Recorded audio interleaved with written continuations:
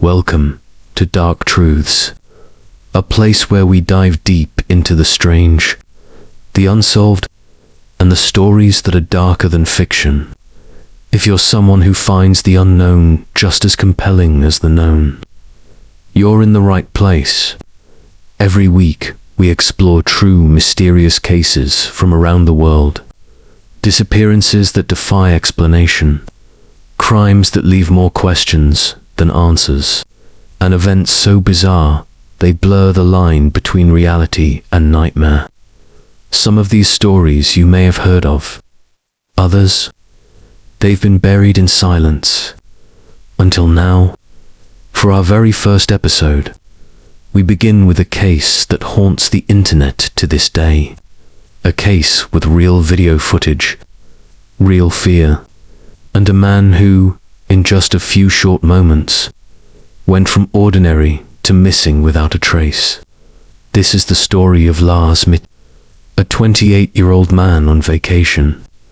Healthy, normal, friendly. He went on a summer trip with friends, ate, drank, laughed, and within days, he was running barefoot through an airport, terrified, alone, and then he disappeared into thin air. Think about this for a second. You're at an airport. You're surrounded by people, security cameras, staff. You check in, and just before boarding your flight, you run, not away from someone, but from something, and nobody else can see what you're running from. On July 8th, 2014, Lars was caught on security cameras sprinting out of Varna airport in Bulgaria. He left behind everything: his backpack, his passport, his luggage. He was never seen again. What could drive a seemingly normal man to flee in panic like that? Mental breakdown? Paranoia? Was someone after him? Or was there something even stranger going on? Over the years, this case has sparked dozens of theories. Some believe Lars suffered from undiagnosed mental illness. Others think he got involved in something darker. Drugs, trafficking, or maybe even government surveillance. But no theory has ever led to an answer. No clue has ever led to closure, because Lars Mittank, quite literally, vanished. And the most chilling part, in the days leading up to his disappearance, Lars made a series of strange, paranoid phone calls to his mother. He said he was being followed. He said people were trying to kill him. He begged her to cancel his credit cards. And then he said, "I don't feel safe here. I need to get out." But by the time anyone could help, Lars was already gone. In today's episode, we'll retrace his steps. We'll break down the footage, the theories, the timeline, and we'll try to understand what really happened to Lars Mittank. Because sometimes, the scariest mysteries aren't about monsters in the dark, but about people like you and me, who vanish without reason, without warning, and without a trace. Subscribe now. Turn on the lights, or don't. This is DarkTruths, and you're about to hear the story of the man who checked into a hotel and never came out. Part 1, The Ordinary Trip.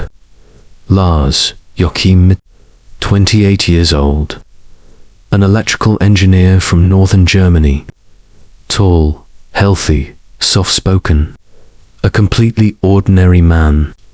But Lars wouldn't remain ordinary for long, because after one summer trip, he would become the center of one of the most mysterious disappearances of the decade. In June 2014, Lars and 5 of his closest friends decided to take a summer vacation to Varna, a sunny beach city on the coast of Bulgaria.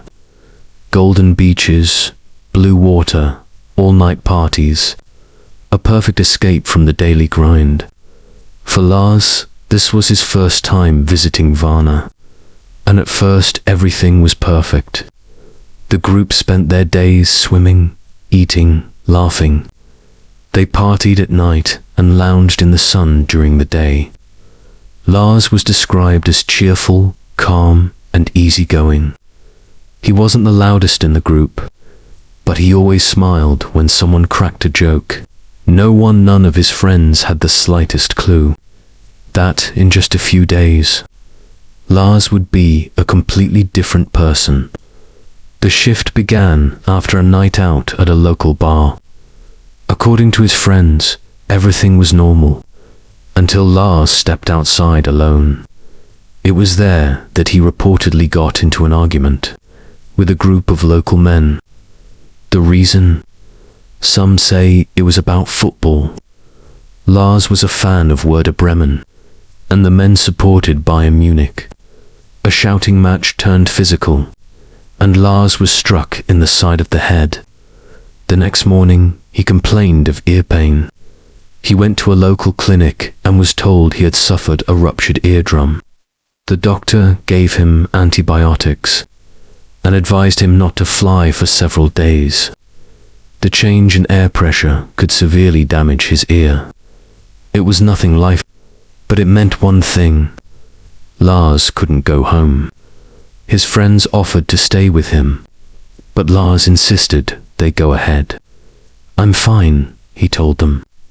"You guys go. I'll be right behind you." So they hugged goodbye. Lars stayed behind, alone.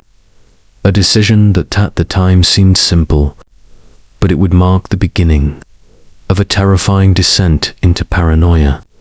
After his friends left, Lars moved to a cheap hotel near the airport. It was called Hotel Color, a modest place, nothing unusual, but the phone calls started not long after he checked in. Lars called his mother, but this time his voice was low, barely above a whisper. He told her he didn't feel safe, that he was being followed, that people were trying to poison him.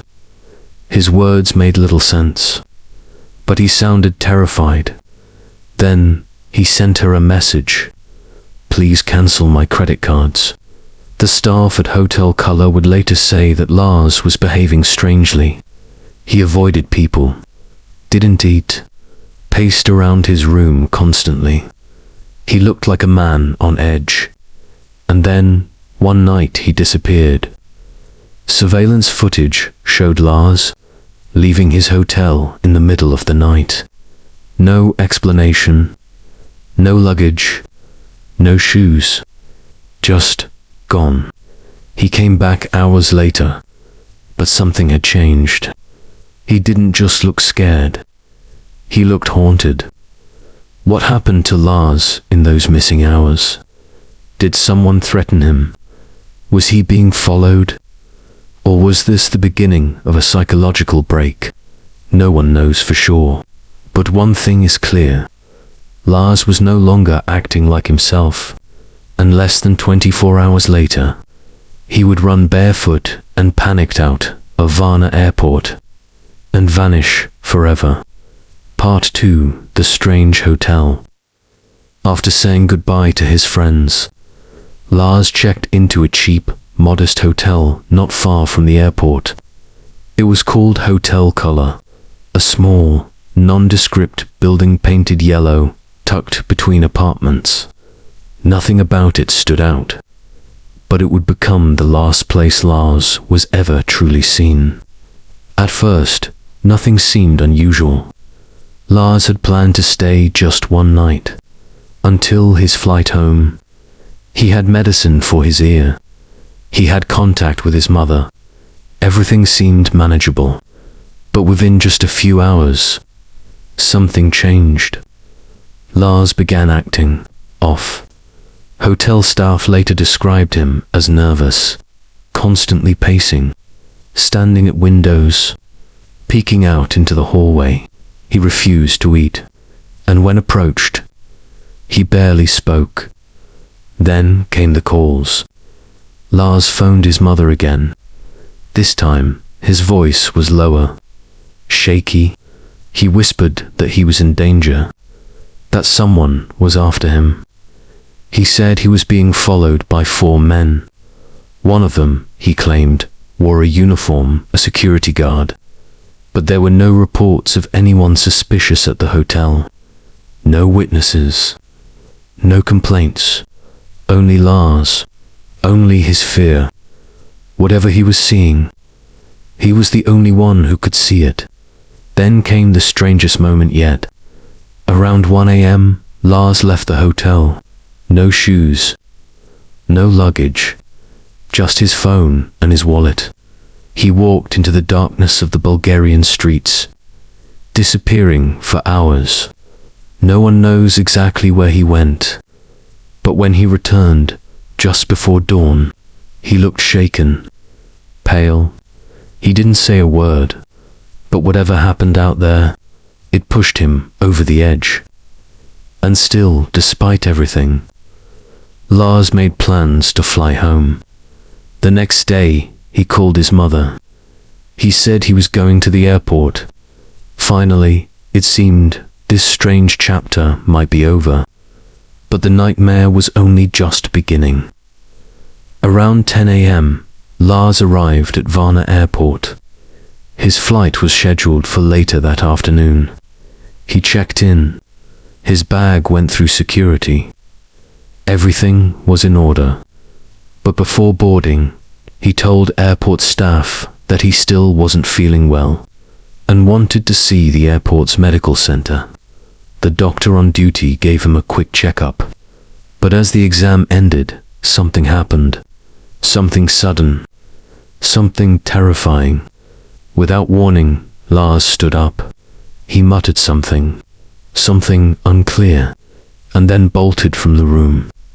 He ran, full speed, out of the medical center, through the terminal, past the gates, out the main doors, into the parking lot, past the security fence, and into the forest beyond the airport. Surveillance cameras caught everything. Lars was barefoot, running like his life depended on it. He clutched his phone, his eyes wide, terrified.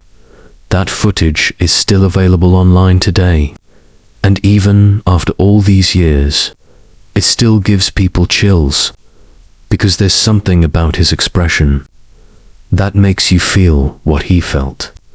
This wasn't someone pretending. This wasn't a prank. Lars Mittank was running from something. Something that, at least to him, was very real. And then, he disappeared. Authorities searched the area. Forests, fields, surrounding roads. They found nothing. No footprints. No phone. No signs of struggle. He was just gone. To this day, no one knows what happened after Lars vanished into those woods. Did he get lost and succumb to the elements? Did someone pick him up? Or did he somehow manage to escape and choose never to be found? His passport, bag, and belongings remained at the airport. But Lars Mittank was gone, and that yellow-painted hotel color, became the last known place he ever truly stayed. The place where paranoia took over, or maybe the place where he realized something was deeply, terribly wrong. Part 3. The Airport Escape. Varna Airport, Bulgaria. July 8, 2014. A sunny morning. Nothing seemed unusual. Passengers were checking in. Flights were on time. Just another day. But then, around 10:55 a.m., a barefoot man sprinted through the airport terminal. Wide-eyed. Terrified. That man was Lars Mittank. Moments before the incident, Lars had been in the airport's medical office. He had asked to see a doctor, saying he still felt unwell.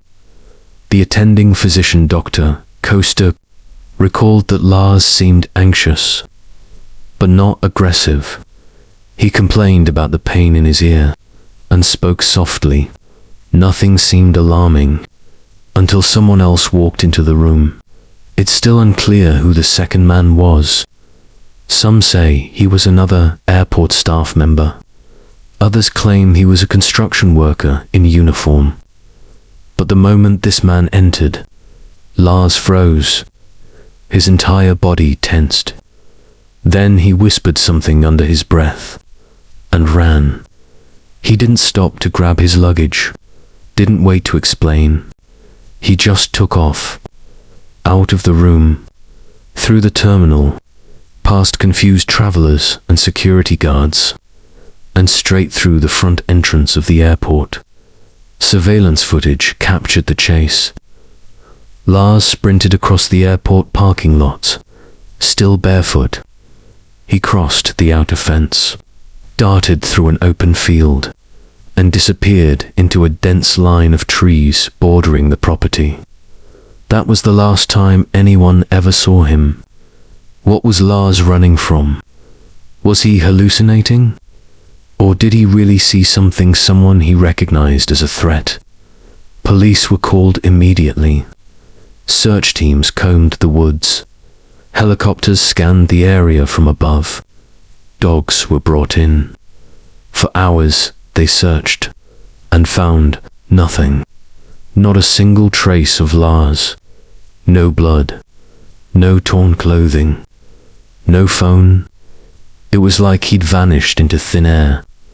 Investigators searched his belongings, hoping for clues. His suitcase was still in the airport. Inside were clothes, a toothbrush, a charger. Everything was ordinary. No strange items. No diary. No note. His passport was there too. Meaning, if Lars did leave the country, he did it without ID. Highly unlikely. Nearly impossible. His phone, however, was never found. The last signal had pinged a cell tower just outside the airport. Shortly after, he ran into the woods. Then the case was soon passed to Interpol. Posters went up across Europe. TV channels aired the story. Missing Lars Mittank. His mother made desperate public appeals. She even appeared on German national television, begging for help.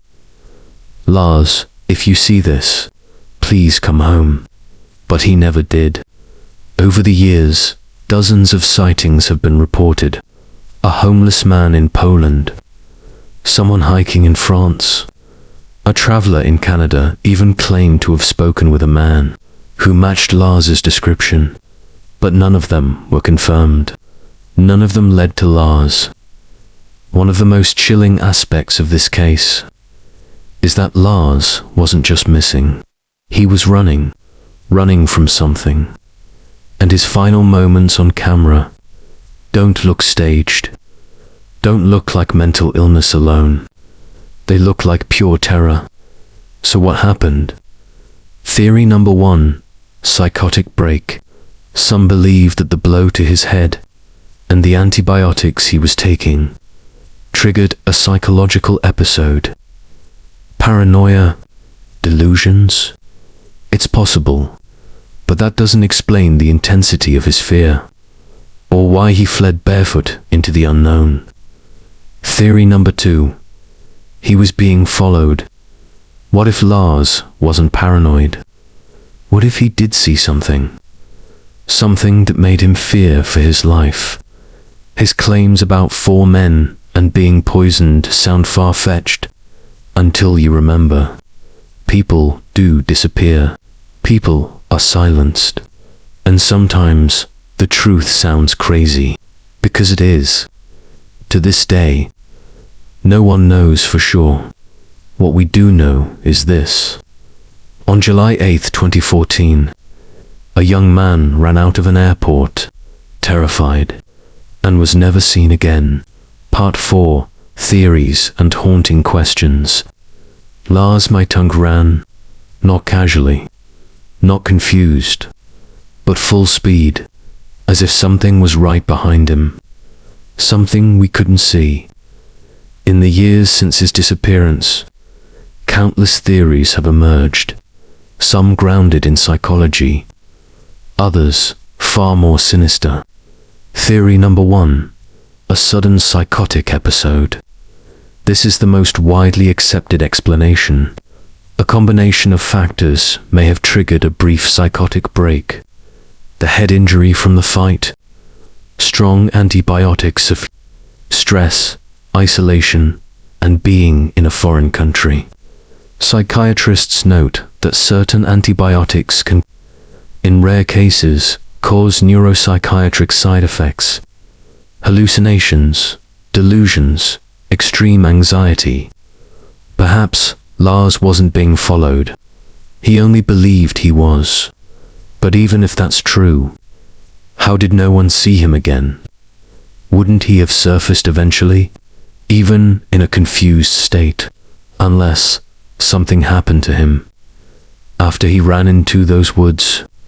Theory number 2, he was being chased. What if Lars was right? What if someone really was after him? In his last calls to his mother, he mentioned, for men, a uniform, poison. It sounds paranoid, but some argue that it could point to organized crime or a mistaken identity scenario. Maybe Lars got involved in something he didn't understand. Maybe he saw something he shouldn't have. And he wasn't hallucinating. He was running for his life. But if that's true, why take him? Why not leave a trace? Why not silence him more directly? Theory number 3, accidental death in the forest. The most practical theory is also the bleakest. That Lars simply got lost, panicked, injured, and died somewhere in the forest. His body never found. But this theory has a flaw. Search teams combed the area for weeks. Dogs, drones, nothing. Bulgaria isn't some vast jungle. The area around Varna airport is populated. Not exactly an easy place to vanish completely. Theory number 4, he started a new life. A darker idea. What if Lars didn't want to be found?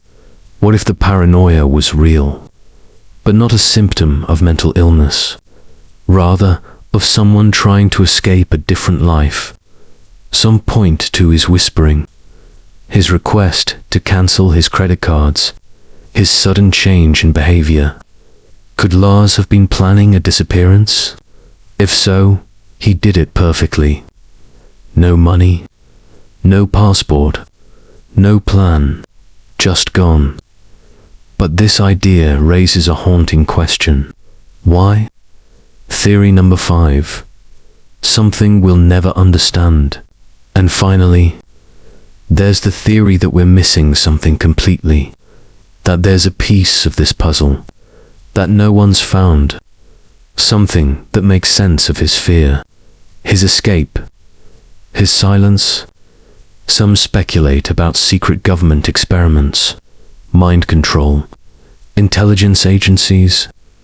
Others believe in spiritual or supernatural elements, that Lars came into contact with something otherworldly, that the look on his face in the CCTV footage wasn't just fear, but recognition, like he knew exactly what was coming.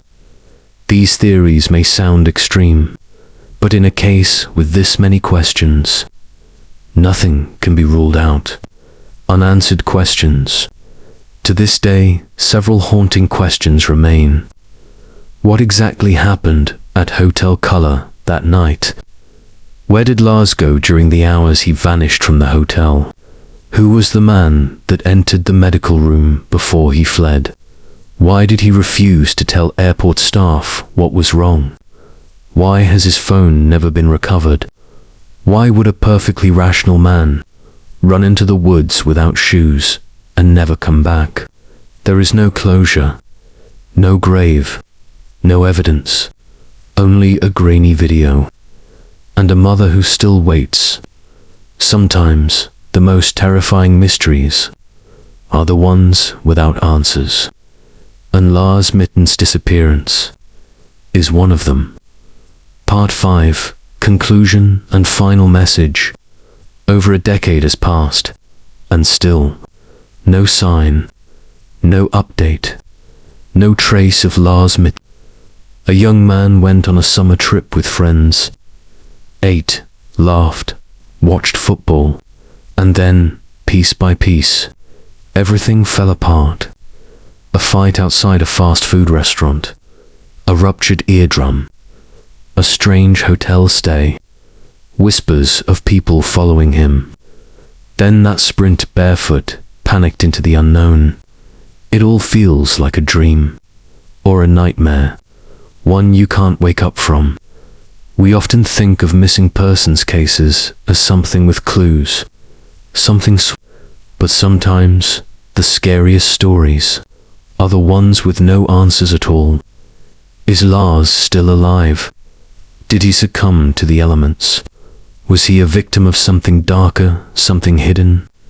We don't know. Maybe we never will. And that's what makes this story stay with you. If you look into his mother's eyes in interviews, you'll see it. That quiet pain, that unending hope, that question, what happened to my son? So tonight, when you're home, in your room, doors locked, phone charging quietly on the nightstand, think of Lars and how quickly a normal trip can become the last trace of someone's life.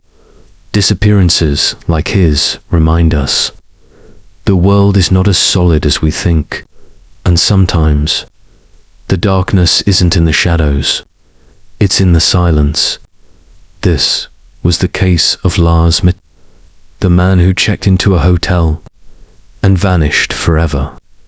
Call to action, join the hunt for truth. If this story moved you, confused you, chilled you, then help us keep the light on these cold cases.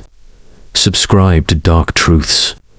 We uncover the real stories that don't get closure, because the truth doesn't always scream. Sometimes it disappears. Like this video if you want more unsolved disappearances and mysterious true stories the world seems to forget. Comment below. What do you think happened to Lars Mittank? A mental break? A secret threat? A deliberate escape? We want to hear your theories and share this video, because somewhere out there, someone might know something. Until next time, stay curious, stay safe, and remember, the truth is rarely what it seems. This is DarkTruths,